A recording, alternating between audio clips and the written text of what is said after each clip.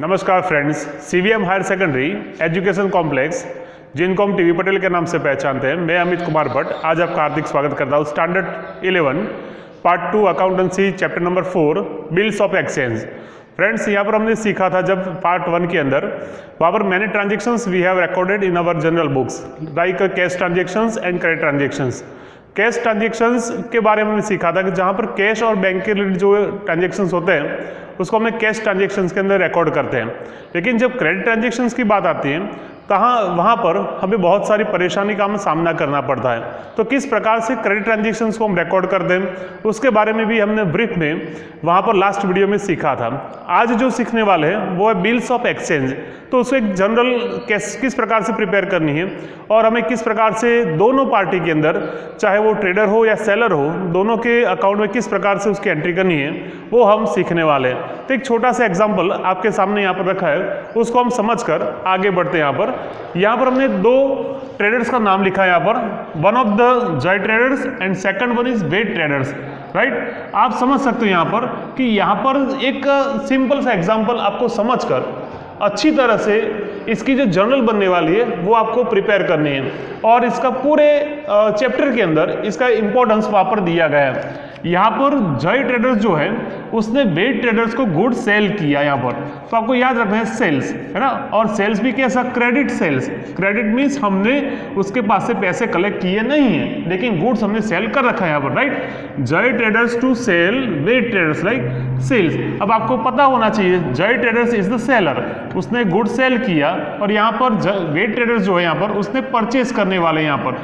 तो आपके सामने दो पार्टी आपके सामने हो गई, सेल किसने किया वो और परचेज किसने किया वो आपके सामने पता होना चाहिए, राइट। जय और वेट। तो मैंने यहाँ पर दो पोर्शन यहाँ पर ड्रॉ कर रखे हैं यहाँ पर और आपको याद करना है कि जय ट्रेडर्स इज अ सेलर, तो यहाँ पर आपको ऑलवेज यहाँ पर लिख देना है सेलर, और वेट ट्रेडर्स जो है यहाँ पर वो परचेज करना पार्टी हमारे सामने यहाँ पर दे रखी है, यहाँ पर सेलर और परचेज।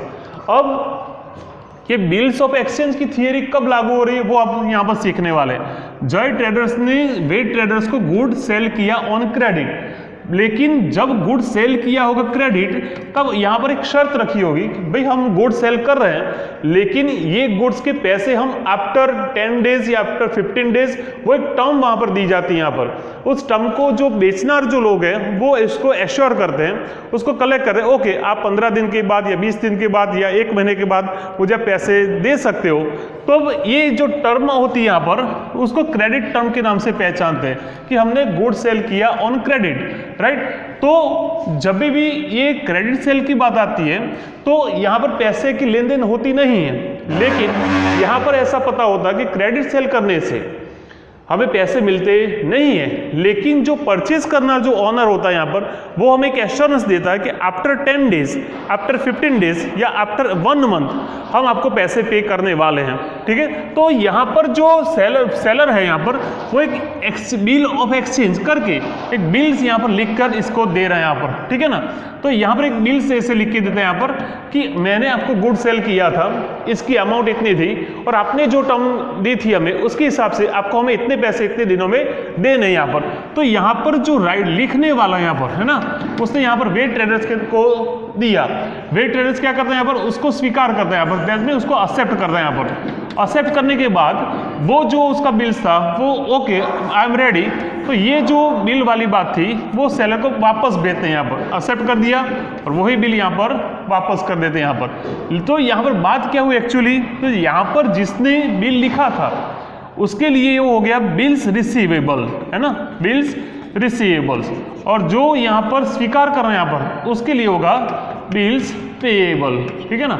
अब जब भी इन्होंने गुड सेल किया या उन्होंने बिल लिख के दिया, इसने एक्सेप्ट किया, उसने वापस कर दिया, बिल रिसीवेबल, बिल्स पेएबल। जब भी मैच्योरिटी डेट होगी तभी भी ये मैच्योर डेट के ऊपर वो उनको पैसे उसके जो मेथड दी गई है कि हम बैंक से या किसी एंडोर्समेंट करेंगे, जो भी है उसका जो सिक्योर जो सिस्टम है उस सिस्टम के हिसाब से वो उनको पैसे मिलने वाले हैं। लेकिन इन शॉर्ट ये जो मैंने बात की उसका जो शॉर्ट में याद करना हो तो एक सीधी सी बात है कि इसने इनको गुड सेल किया ऑन क्रेडिट, जब सेल करते हैं तब यहाँ पर एक बिल लिख के देते हैं, यहाँ पर उस बिल को बिल्स ऑफ एक्सचेंज के नाम से पहचानते हैं। उसने एक्सेप्ट किया, एक्सेप्ट करके उसने वापस दिया, तो उसके लिए बिल्स रिसीवेबल, इसके लिए बिल्स पेएबल। ये उसके लिए एक प्रकार की क्या एक्सेप्ट है हमारे, कह सकते हैं उसके लिए एक असेट्स है उसके लिए, और इसके लिए एक प्रकार की लायबिलिटीज है, ऐसा हम मान के चलते हैं। और मैच्योरिटी डेट जो हमारे सिस्टम होगी उस सिस्टम के हिसाब से वो हमें पैसे वापस करेंगे, ऐसे मान के हमें चलना है। तो ये हो गई बिल्स ऑफ एक्सचेंज की थियरी। हमें बहुत डीप में जाना नहीं है, हमारे पास इंट्रोडक्टरी लेवल पर जितना भी कहा गया है उतनी ही बात हम इस साल करने वाले हैं। अब देखो हमें यहाँ पर जनरल सीखनी थी, ये सेलर हो गया और परचेज करने वाला यहाँ पर। तो आपको याद करना है कि पहली एंट्री ऑलवेज क्या होगी, तो आपको इसको याद करना है कि व्हेन गुड सेल, हमने गुड सेल किया, आपको पता होना चाहिए कि गुड सेल करते तब क्या एंट्री होती है, तो वेट ट्रेडर से receiver and goods goes out, इसलिए एंट्री होगी wet traders account debit, wet traders account debit to sales account credit. हमेशा पहली वाली एंट्री यही होती है हमारे पास, गुड सेल किया उसकी। तो वेट ट्रेडर्स अपने पास क्या बनाएंगे, when we have purchase, purchase किया तब वो ऐसा लिखेगा यहाँ पर परचेज अकाउंट डेबिट,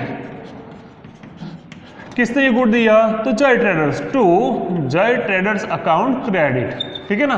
तो उसके लिए सेल की एंट्री, उसके लिए परचेज की एंट्री, ठीक है। अब जब उसने गुड सेल किया होगा 4 या 5 दिन के बाद उसने बिल लिखा होगा यहाँ पर, वो लिख के उसे एक्सेप्ट किया और वो वापस आ रहे हैं यहाँ पर, तब क्या एंट्री होगी, तो उसके लिए एंट्री होगी नंबर 2, यहाँ पर bills receivables account debit to, ये बिल किसने दिया, wet traders, to wet traders account credit, ऐसे करके हमें यहाँ पर लिखना था। अब उसको विद एक्सेप्ट कर दिया, उसकी एंट्री करेंगे, तो यहाँ पर विद ट्रेडर, सॉरी यहाँ पर होगा Jai traders account debit, Jai traders account debit to bills payable account credit, ऐसे करके हमें एंट्री करनी थी। जितने भी ट्रांजेक्शन्स हो गए उसके रिलेटेड हमें ये 2 एंट्री तो ऑलवेज हमारे पास होती है, यहाँ पर सेल, वहाँ पर परचेज, स्वीकार किया उसको वापस कर दिया, उसने बेच दिया, ऐसे ही। अब थर्ड ए को नाम से हम ऐसे पहचानते हैं कि जब मैच्योरिटी डेट होती है, तो अब मैच्योरिटी डेट के टाइम पर वो पैसे हमें बैंक से मिल रहे हैं या कैश से मिल रहे हैं यहाँ पर, तो हमें किस प्रकार से एंट्री करनी है, तो कैश हमें रिसीव हो रही है यहाँ पर, cash oblique bank account debit to, हमारी जो बिल्स हम भेज रहे हैं उसको goes out bills receivable account credit, ऐसे में लिखना था। वहां पर वो पैसे पे कर रहे हैं, that means bills payable account debit to cash oblique bank account credit, ऐसे करके हमें यहाँ पर एंट्री करनी है, ठीक है। तो आपने जो सीखा आज वो क्या था, तो आपने ये सीखा कि जब हम बिल्स ऑफ एक्सचेंज की थियरी क्या है यहाँ पर, इसके ना बहुत ब्रीफ में है, लेकिन हम जितना जान रहे हैं उतना हमें इसको समझना है। हमने गुड सेल किया तो wet traders to sales account, यहाँ पर परचेज टू जय ट्रेडर्स, वो स्वीकार किया हुआ वापस आया, bill receivable to wet traders, यहाँ पर जय ट्रेडर्स टू बिल्स पेएबल, हमने इसको कैश बिल यहाँ पर cash to bills receivable, bills payable to cash, इस प्रकार से इफेक्ट देनी है। फ्रेंड्स यहाँ पर मैच्योरिटी डेट की हम थोड़ी सी एक बात कर लेते हैं। यहाँ पर एक बात आपको याद रखना है कि मान लो कि 1/4/2016 के दिन हमने गुड सेल किया है, ठीक है, 1/4/2016 को गुड सेल किया है, हमारे पास 3 महीने की हमें यहाँ पर टर्म दी गई है, आपको 3 महीने की क्रेडिट टाइम जो था हमारे 3 महीने थे यहाँ पर, ठीक है। तो हमें किस प्रकार से काउंट करना है, हमें आपको याद रखना है कि 1/4/2016 के दिन हमने गुड सेल किया है, 3 महीने की टर्म है, तो मंथ के अंदर हम 3 महीने ऐड कर देते हैं यहाँ पर, तो डेट होगी 1/4/7/2016, ये होगी फ्रेंड्स, ये हो गई मैच्योरिटी डेट। लेकिन आपको उसके ऊपर 3 दिन और उनको एडिशनल उनको देना है यहाँ पर, तो 3 दिन आप यहाँ पर लिख सकते हैं। यहाँ पर ऑलवेज आपको याद रखना है कि जब भी उसकी टर्म पूरी होती है तो उसके ऊपर आपको 3 दिन उसको एडिशनल देने रहते हैं यहाँ पर। तो मैच्योरिटी डेट होती है वो 4/7/2016, ये उसकी मैच्योरिटी डेट के नाम से हम पहचानेंगे। तो ये बात आपके सामने आपको पता होना चाहिए कि किस प्रकार से मैच्योरिटी डेट काउंट करते हैं।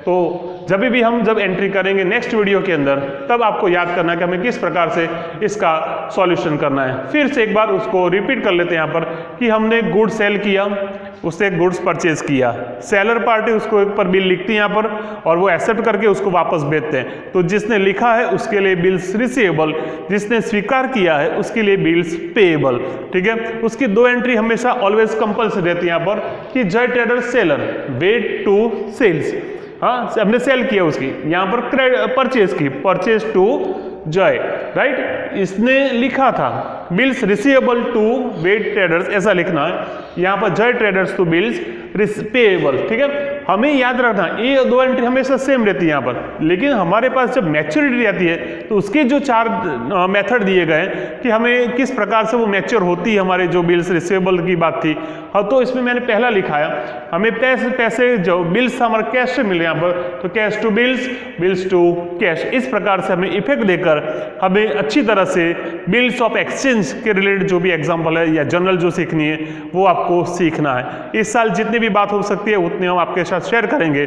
आपको परेशानी हो तो पर्सनली आप कॉल करके इसका सॉल्यूशन ले सकते हो। नेक्स्ट वीडियो के अंदर हम क्या सीखेंगे वो आपको अभी से बता देता हूँ। नेक्स्ट वीडियो में यही एग्जाम्पल जो लिखा था उसके रिलेटेड हमें एग्जाम्पल इसके अंदर अमाउंट के साथ इसको हम सॉल्यूशन करेंगे, और इसके रिलेटेड बाद में जो third A, third B, third C और 3D जो एग्जाम्पल था हम उसको सॉल्यूशन करेंगे। परेशानी हो तो आप पर्सनली कॉल करके इसका सॉल्यूशन ले सकते हो। Thank you all.